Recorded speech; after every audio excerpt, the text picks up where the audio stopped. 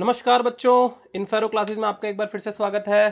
तो बेटा आज जो हम लोग टॉपिक आपके लिए लेकर के आए हैं उस टॉपिक का नाम है फंक्शंस। क्या नाम है? फंक्शंस। और बेटा फंक्शंस एक ऐसा टॉपिक है जो कि आप सीखेंगे तो ये ना केवल आपके सी में बल्कि दूसरी जो लैंग्वेजेस हैं सी प्लस प्लस, जावा, ठीक है, पाइथन, सब में कॉमन है। ठीक है, अब ये सब में अगर कॉमन है तो डेफिनेटली आपका बहुत इंपॉर्टेंट टॉपिक हो जाता है। Correct correct. तो हम लोग इसको ध्यान से समझेंगे। फंक्शंस आप अगर समझ लेते हो तो ये सारी ही लैंग्वेजेस में कॉमन है, हर जगह आप फंक्शन यूज करते हो। ठीक है, तो फंक्शंस का देखो, पहले मैं इसकी डेफिनेशन समझा देता हूं, बुकिश डेफिनेशन समझा देता हूं, फिर जो उसको day to day practical definition है वो भी मैं आपको बताऊंगा। ठीक है, तो बुकिश डेफिनेशन इस तरीके की है कि function is nothing but A set of instruction, a block of instruction. ठीक है, करली ब्रेसिस के अंदर हम लोग उसको उस इंस्ट्रक्शंस को लिखते हैं। ठीक है, तो function is a block of instruction. अब ब्लॉक ऑफ इंस्ट्रक्शन आपने सुना होगा, block of instruction is nothing but program. तो ये प्रोग्राम ही है, ये आप एक जगह एक तरीके से क्या लिख रहे हो, इसके अंदर प्रोग्राम लिख रहे हो। ठीक है, अब दिस ब्लॉक ऑफ इंस्ट्रक्शन जो है, ये फंक्शन जो है, it is having some identity. Identity मतलब क्या? इसका कुछ नाम होगा, इसका कुछ नाम होगा। जैसे कि आप यहां पर देख सकते हो कि हमने ये जो प्रोग्राम लिखे थे सिंपल इंटरेस्ट वाले, तो यहां जो मेन फंक्शन आप देख पा रहे हो, मेन फंक्शन, तो ये जो राउंड ब्रैकेट से जो स्टार्ट और खत्म होता है ना बेटा, वो आपका फंक्शन होता है। ठीक है, तो यहां पर जो फंक्शन उसका नाम क्या है? उसका नाम है मेन। ठीक है, तो ये मेन फंक्शन हो गया। प्रिंट एफ का भी देखो, प्रिंट एफ ये भी राउंड ब्रैकेट से स्टार्ट हुआ, राउंड ब्रैकेट पे खत्म हो गया। ठीक है, तो प्रिंट एफ क्या है? प्रिंट एफ भी आपका एक फंक्शन है, स्कैन एफ भी आपका एक फंक्शन है। आई बात समझ में? चलो हम लोग अभी समझेंगे, वो चीजें बाद में समझेंगे, मैंने प्रोग्राम बनाया हुआ आपके लिए, उसको देखेंगे। पहले समझ लेते हैं कि फंक्शंस क्या होते हैं। चलिए, अभी इसमें क्या है, इसका कुछ एक नाम होना चाहिए, और ये ना कुछ एक इनपुट वैल्यूज लेता है। ये कुछ इनपुट वैल्यूज लेता है। ये क्या है? ये इनपुट वैल्यूज है। इनपुट वैल्यूज को ही हम लोग क्या बोल रहे हैं? इनपुट वैल्यूज को हम लोग आर्गुमेंट लिस्ट बोल रहे हैं। ठीक है, इनपुट वैल्यूज को हम लोग आर्गुमेंट लिस्ट बोल रहे हैं। इनपुट लेता है, इनपुट की मदद से उस ब्लॉक ऑफ इंस्ट्रक्शन को रन करता है, प्रोसेस करता है। प्रोसेस करने के बाद में अभी अभी ये कंप्लीट नहीं हुई डेफिनेशन, कुछ वैल्यू रिटर्न भी करता है। और यहां पर क्यों मैंने इतना ही लिख करके छोड़ दिया, क्योंकि जरूरी नहीं है कि उसको रिटर्न करना ही हो, जरूरी नहीं है। ठीक है, डिफरेंट टाइप के फंक्शन होते हैं, हम लोग समझेंगे आज, तो जरूरी नहीं है कि रिटर्न करना ही हो। तो अगर वो रिटर्न कर रहा है तो वो जो रिटर्न वैल्यू है वही आपकी क्या होती है? वो आपकी आउटपुट होती है। तो यहां पर हमको एक्स्ट्रा लिखना पड़ता है, क्या? हमको यहां पर डेटा टाइप लिखना पड़ता है अपने आउटपुट वैल्यू का। तो यहां पर आता है आउटपुट, आउटपुट रिटर्न टाइप। ठीक है, तो आउटपुट कैसा है मेरा, उसके बेसिस पर यहां पर हम लोग रिटर्न टाइप उसका लिखते हैं। तो ये अब पूरी डेफिनेशन कंप्लीट होगी, दोबारा बता देता हूं। Function is nothing but a set of instruction, ठीक है, having some identity which takes input, process that input and return some output value. तो यहां आउटपुट का रिटर्न होता है। आई बात समझ में? आई बात समझ में कि नहीं आई? चलो फिर इसके बाद क्या होता है, एक एग्जांपल लेकर के देखते हैं हम लोग। एग्जांपल यहां पर मैंने लिखा हुआ है किसी एक फंक्शन का, कोई भी एक फंक्शन का मैंने एग्जांपल यहां पर दिया हुआ है। तो यहां पर देखो बेटा, मेरे को ना ऐड करना है, मेरे को क्या करना है? ऐड करना है, एडिशन फंक्शन मेरे को करना है। तो ऐड करने के लिए मुझे क्या चाहिए? मुझे दो नंबर चाहिए जिनको आप ऐड करना चाहते हो। तो मैंने इनपुट में दो नंबर ले लिए। ठीक है, अब देखो एक्स और वाई तो वेरिएबल है, आपको पता है। अब ये नंबर आप स्टोर कर रहे हो तो इनका डेटा टाइप कैसा होगा? इनका डेटा टाइप इंटीजर टाइप होगा। तो इंटीजर इनका डेटा टाइप हो गया। इसने क्या ले लिए? दो दो इनपुट ले लिए। अभी इन्हीं इन्हीं दोनों इनपुट की मदद से इनको जोड़ दिया, सेट ऑफ इंस्ट्रक्शन लिख दिया आपने कि जोड़ो, और जोड़ के कहां स्टोर कर दो? जोड़ के एक तीसरे वेरिएबल में स्टोर कर दो जिसका जिसका डेटा टाइप इंटीजर है। भाई दो इंटीजर को जोड़ोगे तो इंटीजर ही आएगा ना, 2 + 3 तो 5, 5 भी तो इंटीजर है, तो जेड में आपने जाकर के स्टोर कर दिया। आगे बात समझ में? फिर आपका जो फंक्शन है ये रिटर्न करना चाहिए जेड वैल्यू, ये रिटर्न करना चाहिए जेड वैल्यू, तो आपने रिटर्न जेड कर दिया। अब अगर ये रिटर्न कर रहा है जेड, ये क्या रिटर्न कर रहा है? ये इंटीजर रिटर्न कर रहा है, तो यहां पर आपको लिखना पड़ेगा उसका रिटर्न टाइप। ठीक है, तो आउटपुट का रिटर्न टाइप आपको यहां मेंशन करना पड़ता है। अगर यहां पर रिटर्न नहीं कर रहा है, जो कि मतलब ऐसा हो भी सकता है कि रिटर्न ना कर रहा हो, तो यहां आप वॉइड लिख दीजिए या कुछ मत लिखिए। वॉइड भी मतलब कुछ नहीं रिटर्न करा तो वॉइड लिखो या कुछ मत लिखो। ठीक है, तो यहां पे कुछ रिटर्न टाइप नहीं आएगा, या फिर कुछ नहीं है तो वॉइड वॉइड भी लिखते हैं हम लोग कई बार। ठीक है, वॉइड नहीं भी लिखा तो मतलब कुछ भी आप रिटर्न नहीं कर रहे हो, ऐसे टाइप से। जैसे मेन फंक्शन आपका यहाँ पर मैंने दिखाया, यहाँ पे जो मेन फंक्शन है आपने यहाँ पर इसकी डेफिनेशन लिखी, नाम लिखा, लेकिन यहाँ पे अगर आप चाहे वॉइड लिखो चाहे कुछ मत लिखो। ओके, तो इस टाइप का होता है। चलो अब आपको मैं थोड़ी सी प्रैक्टिकल लाइफ में समझा दूं फंक्शंस का क्या होता है। तो अब देखो, फंक्शन मतलब क्या? जो उसका काम है वो करना। फंक्शन का हिंदी मीनिंग भी यही है ना, कि भाई किसी काम को करना। ठीक है, तो काम को करना ही फंक्शन है। अब एक एग्जांपल समझो, सपोज करो आपकी जो टीवी है, घर में सबके टीवी होगी, सपोज आपकी टीवी है या मोबाइल ही ले लो, कुछ भी ले लो, ठीक है, ये जो टीवी है ये ऑन ऑफ होती होगी, ये ऑन भी होती होगी, ऑफ भी होती होगी, चैनल भी बदलता होगा, वॉल्यूम भी बदलता होगा इसका, वॉल्यूम ऊपर नीचे कर सकते हो इसका। तो इसका कहीं प्रोग्राम तो लिखा होगा ना, इसका कहीं प्रोग्राम तो लिखा होगा ना। तो आपको ऑन करना है तो इस टीवी को पता होना चाहिए कि भाई कोई एक ऑन फंक्शन चल रहा है, ठीक है, उसमें सेट ऑफ इंस्ट्रक्शन है कि ऐसा ऐसा करोगे तो ऑन हो जाए टीवी। ओके, उसके बाद ऑफ के लिए भी कुछ आपका फंक्शन बना होगा, इंस्ट्रक्शन दी होगी कि ऐसा ऐसा करोगे तो टीवी ऑफ हो जानी चाहिए। चैनल का कोई फंक्शन होगा इसके अंदर में, और ये सारा कहां स्टोर है भाई, टीवी जो है इसके अंदर भी प्रोग्राम स्टोर्ड है, हाँ, इसके अंदर भी प्रोग्राम स्टोर्ड है, सॉफ्टवेयर हार्डवेयर सब होता है टीवी के अंदर, तो इसमें भी स्टोर्ड है सब चीजें कि भाई चैनल है और ये वॉल्यूम है ना, चैनल है ये वॉल्यूम है।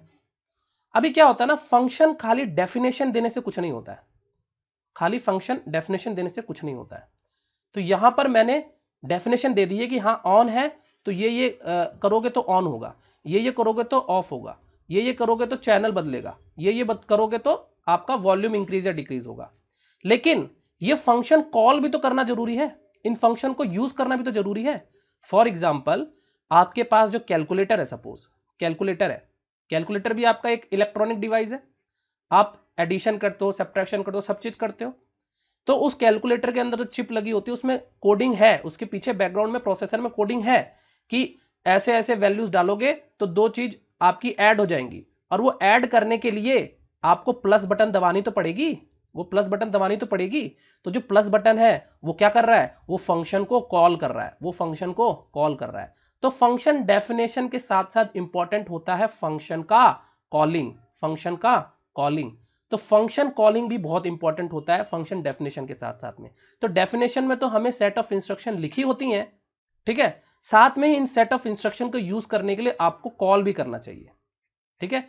फॉर एग्जाम्पल मेरा जो फंक्शन है वो मेरा फंक्शन है कि मैं C++ जानता हूं या C जानता हूं, ठीक है, लेकिन जब तक स्टूडेंट मुझसे पूछेगा नहीं कि मेरे को सर पढ़ना है या मेरा ये डाउट है, मेरे को कॉल नहीं करेगा, मेरे को बुलाएगा नहीं, मेरे से पूछेगा नहीं, तब तक मैं क्या अपना फंक्शन निभा पाऊंगा क्या? मुझे आता है, मेरे पास ये स्टोर्ड है, लेकिन जब तक मुझे कॉल नहीं करोगे तब तक मैं क्या नहीं करूंगा, तब तक मैं पढ़ाऊंगा नहीं। मेरे को आप बोलोगे कि सर मुझे ये पढ़ना है, तब मैं अपना जो फंक्शन है वो मेरा कॉल हो गया, मेरा फंक्शन कॉल हो गया, तो मैं अब आपको आउटपुट देने लग गया। आई बात समझ में? इसी तरह से टीवी का भी अगर आपको करना है तो आप कॉल कैसे करते हो, टीवी में ये सारे फंक्शन कैसे कॉल करते हो? तो एक थर्ड पर्सन होता है जो आपका यूजर है, वो होता है, उसके पास होता है रिमोट, ठीक है, उसके पास होता है रिमोट।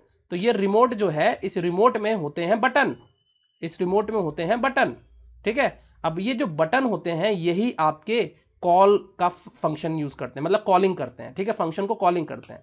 तो आपको पता है कि भैया ये हो गया आपका क्या, जो रिमोट के जो आपका रेज होती हैं, ये रेज जाती हैं, इंफ्रारेड रेज होती हैं, इससे आप क्या करते हो, ये बटन जब दबाओगे तो उसको पता है आपने कॉल कर लिया, आपने ऑन को कॉल कर लिया, ठीक है। फिर ऑफ के लिए बटन दबाओगे तो आपने ऑफ फंक्शन को कॉल कर लिया। तो ये फंक्शंस हो गए, ये क्या है, फंक्शंस हो गए, और इनको जब आप यूज करोगे तो मतलब क्या किया आपने, फंक्शन को कॉल कर लिया। तो फंक्शन यहां टीवी में स्टोर्ड है, ठीक है। कॉलिंग करने के लिए आपको सर्टेन एक मींस चाहिए, एक जरिया चाहिए, ठीक है। उसी तरीके से यहाँ पे वॉल्यूम का बटन होगा, यहाँ पे चैनल का बटन होगा, चैनल के बटन को प्रेस कराओगे चैनल बदल जाएगा, वॉल्यूम का बटन दबाओगे तो वॉल्यूम बदल जाएगा।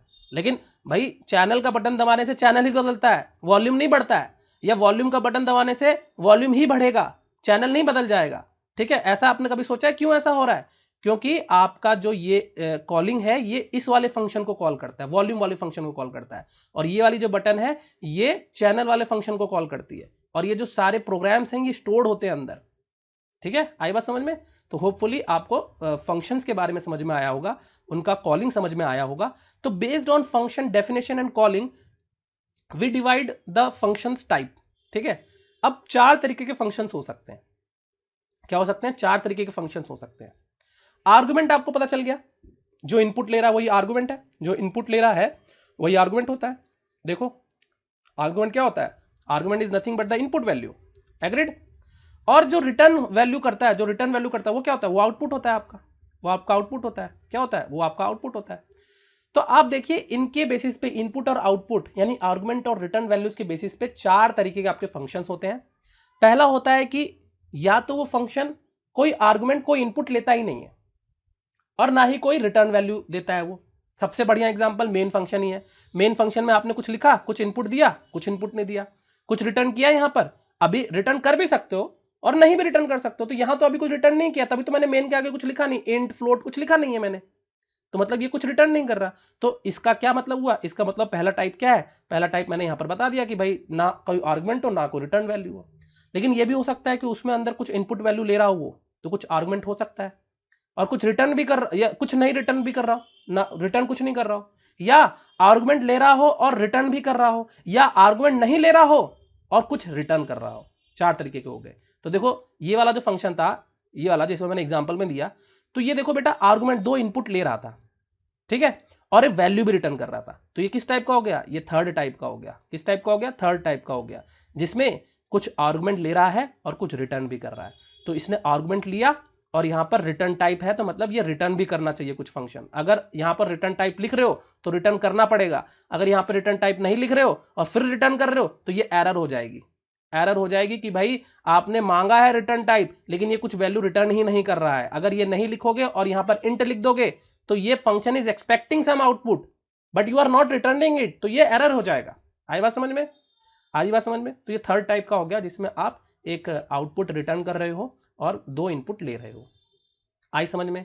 अभी इसको कभी मेरे को कॉल करना हो ना, कॉल कैसे करेंगे? मैं ऐसे ये इंट है तो इंट में आपको स्टोर करके इसको कॉल करना होगा। तो कोई एक वेरिएबल ले लो, ए ले लो, सपोज ए के अंदर जाकर के फंक्शन कॉल कर लो, ठीक है, फंक्शन कॉल कर लो, ठीक है।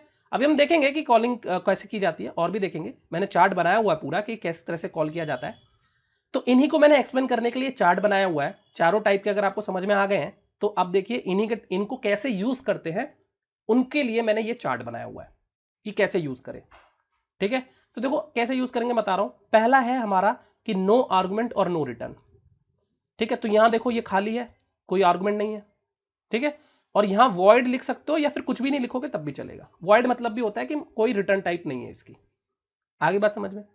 अगर विद आर्गुमेंट है और रिटर्न नहीं ले रहा है तो रिटर्न नहीं ले रहा तो वॉइड लिखो या कुछ मत लिखो। लेकिन यहां पे आपको आर्गुमेंट विद आर्गुमेंट बोल रहे हैं ना, तो आर्गुमेंट देना पड़ेगा। आई बात समझ में? यहां पर दोनों है, आर्गुमेंट भी है रिटर्न भी है। तो रिटर्न टाइप देखो इंटीजर हो गया और आर्गुमेंट कैरेक्टर का आर्गुमेंट हो गया वाई, कैर वाई, कैर वाई है ये, CHAR कैर वाई, यानी कैरेक्टर कुछ इनपुट ले रहा होगा ये। यहां पर देखो नो आर्गुमेंट, नो आर्गुमेंट तो चाहे वॉइड लिखो चाहे कुछ मत लिखो, तो मैंने यहां कुछ नहीं लिखा, एक एग्जांपल दे दिया जिसमें बच्चों को ये समझ में आए। ठीक ठीक, एक मिनट, ये गलती हो गया। नो आर्गुमेंट बोल रहा है तो यहां पर आपने कुछ इनपुट नहीं दिया है, लेकिन विद रिटर्न बोल रहा है। विद रिटर्न मतलब आपको एक रिटर्न टाइप चाहिए। तो ये मैंने एक मिनट रुकिए, ये गलत बना दिया है। फ्लोट, यहां पे कुछ नाम लिखिए, एक्स सपोज कर दीजिए, फंक्शन का नाम सपोज एक्स कर दीजिए। तो फ्लोट क्या हो गया? फ्लोट तो आपका डेटा टाइप है, तो ये रिटर्न इसका कैसा होगा? 3.14 डेसिमल होगा, ठीक है। डेसिमल टाइप को अगर रिटर्न कर रहे हो तो उसके लिए फ्लोट आपका रिटर्न टाइप होता है, ठीक है। तो ये कैसी वैल्यू रिटर्न कर रहा है? विद रिटर्न बोल रहा है ना, तो आपको कुछ रिटर्न करना पड़ेगा। और रिटर्न यहाँ पे फ्लोट टाइप का है। फ्लोट मतलब क्या होता है? फ्लोट मतलब मैंने लास्ट क्लास में बताया था कि डेसिमल होता है। तो ये इसने 3.14 डेसिमल रिटर्न किया है। आई बात समझ में? तो इसको ढंग से लिख देता हूं, फ्लोट एक्स सपोज कर लो, फंक्शन का नाम मैंने एक्स रख दिया और यहां पर ऐसे कर दिया, ठीक है। तो ये कुछ इनपुट नहीं ले रहा है, लेकिन रिटर्न क्या कर रहा है? रिटर्न फ्लोट वैल्यू कर रहा है। तो यहां पर 3.14 क्या है? डेसिमल है, ये रिटर्न कर रहा है, डेसिमल वैल्यू रिटर्न कर रहा है, तो आपने फ्लोट रिटर्न कर दिया। आई बात समझ में? तो ये तो आपने लिख दिया फंक्शन। अब इसको बेटा अब कॉल कैसे करते हैं ये समझो। तो कॉल करने के लिए सबसे पहले देखो, जिसके कोई आर्गुमेंट को रिटर्न नहीं है तो इसको डायरेक्ट भी कॉल किया जा सकता है। कॉलिंग मतलब बस इसको लिख दो, हो गया, कॉल हो गया ये। लेकिन अगर इसका कुछ आर्गुमेंट है, ये मांग रहा है कुछ आपको वैल्यू, तो आपको वैल्यू के साथ कॉल करना पड़ेगा। वैल्यू देनी भी तो पड़ेगी आपको।